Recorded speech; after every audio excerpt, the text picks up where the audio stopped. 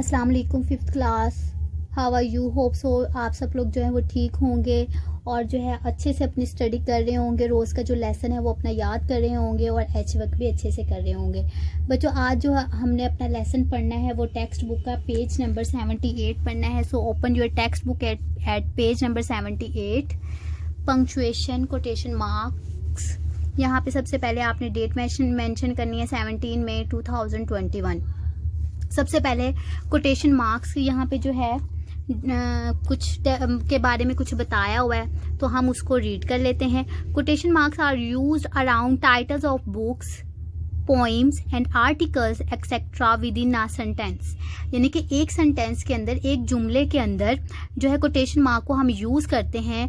Like कोई जो books है, जो पोइम्स हैं या कोई आर्टिकल्स हैं, उनके अंदर जो है हम कोटेशन मार्क्स को यूज़ करते हैं। ठीक है, उसके बाद कोटेशन यहाँ जो है एक और जो है बॉक्स वो दिया हुआ है, हम उसको पढ़ते हैं। Quotation marks are use to indicate direct speech. जब कोई डायरेक्ट स्पीच होती है, हमने जो किसी को डायरेक्ट कोई बात कहनी होती है, हमारी कोई डायरेक्ट जो बातचीत होती है उसके अंदर जो हम दूसरे को बोलते हैं उसके अंदर जो हम कोटेशन मार्क को यूज़ करते हैं। ठीक है, उसके बाद एक और है बॉक्स यहाँ नीचे, यहाँ देखिए single quotation marks are used for titles of books, poems and articles within one sentence when using double quotation marks for direct speech. अब देखिए सिंगल कोटेशन मार्क जो होता है वो इस तरीके से होता है।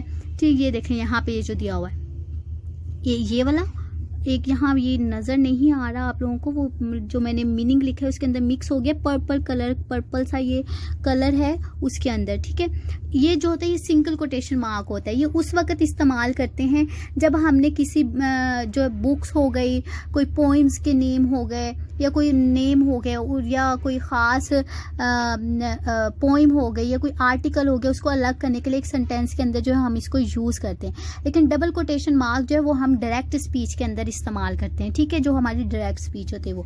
अब हम जो है इसकी रीडिंग करते हैं। मैंने यहाँ पे कुछ वर्ड्स मीनिंग लिखे हैं, उसके अकॉर्डिंग जो है वो हमने इसकी ट्रांसलेशन करनी है और इसको समझना है। और यहाँ पे जो है कोटेशन, सिंगल कोटेशन मार्क और डबल जो कोटेशन मार्क है वो यहाँ पर यूज़ भी किए गए हैं, उनका भी जो है हमें पता चलेगा कि हमने कोटेशन मार्क को किस तरीके से इस्तेमाल करना है। लेकिन रीडिंग करने से पहले मैंने कुछ वर्ड्स मीनिंग यहाँ पे लिखे हैं, वो हम जो है इसको पढ़ लेते हैं।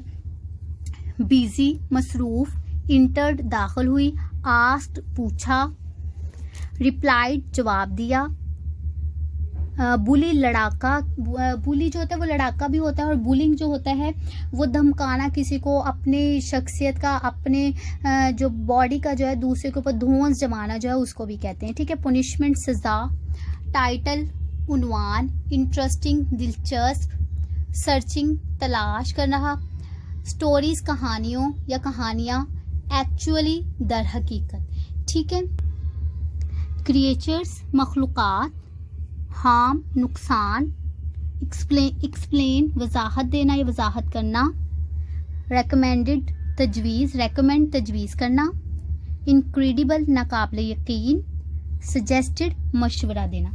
ठीक है, यहाँ पे मैंने जो है वर्ड्स मीनिंग लिखे हैं, लेकिन जो है बुक के ऊपर मैंने इससे भी ज़्यादा वर्ड्स मीनिंग लिखे हैं। आपने वो सारे जो है अच्छे तरीके से याद करने हैं और देखने हैं और समझने हैं। ठीक है, अब जाते हैं जो है हम अपनी रीडिंग की तरफ। सबसे पहले जो है हम रीडिंग करते हैं। Hashir was busy reading a book, Hashir was मसरूफ, हाशिर जो है वो मसरूफ था रीडिंग अ बुक, मुतालिया करने में एक बुक का।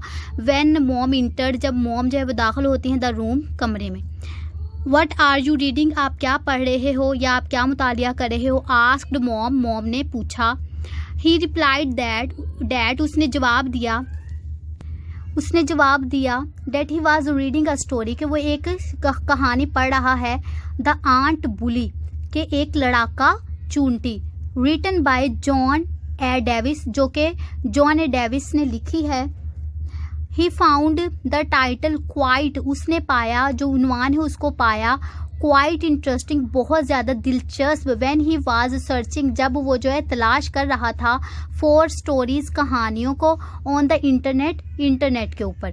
यस, हाँ, इट इज़, ये है, एक्चुअली असल में, दिस स्टोरी, ये कहानी is about a 10 year old boy, एक 10 साल लड़के के बारे में, who is made to do hard work, जिसने कि बनाया बहुत ज़्यादा, जिसने फॉलो किया या बनाया सख्त मेहनत को एज अ पुनिशमेंट, सज़ा के तौर पे उसने अपनाया, फॉर बुलिंग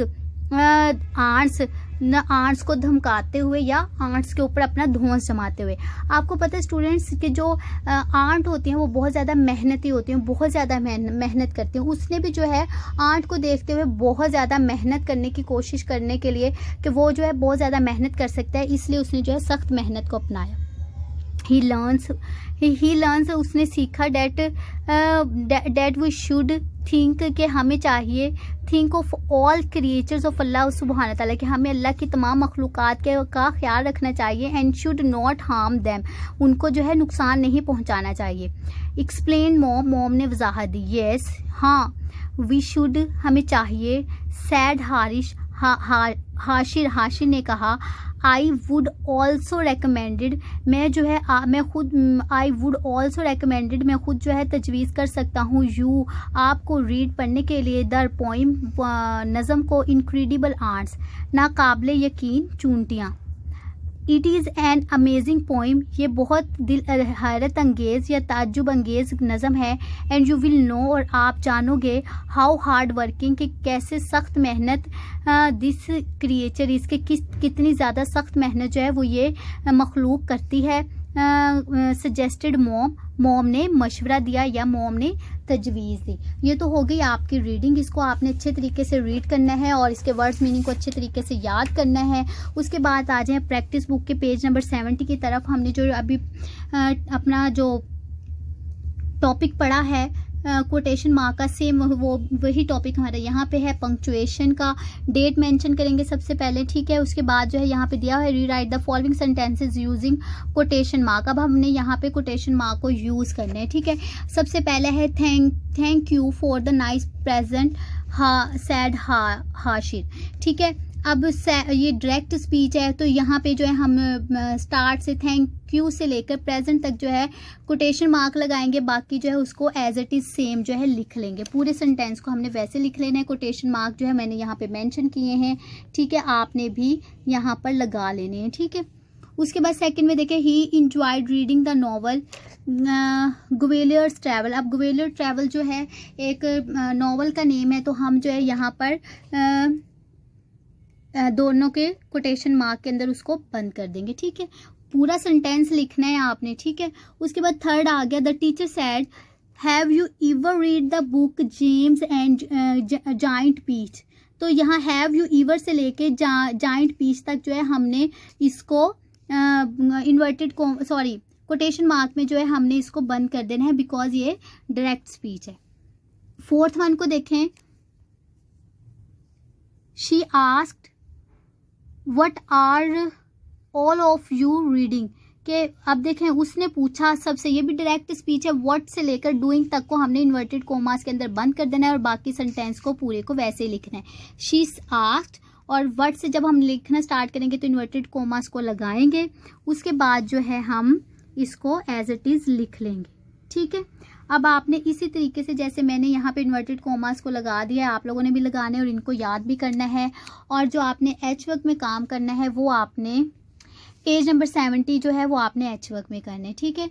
बच्चों आप सब अपना बहुत सारा ख्याल रखना है। एच वर्क करने के बाद जो अपना काम है वो ग्रुप के अंदर ज़रूर सेंड करना है। अल्लाह ताला आप सबको अपने हिफ्ज़ ईमान में रखे। फ़ी अमानिल्लाह।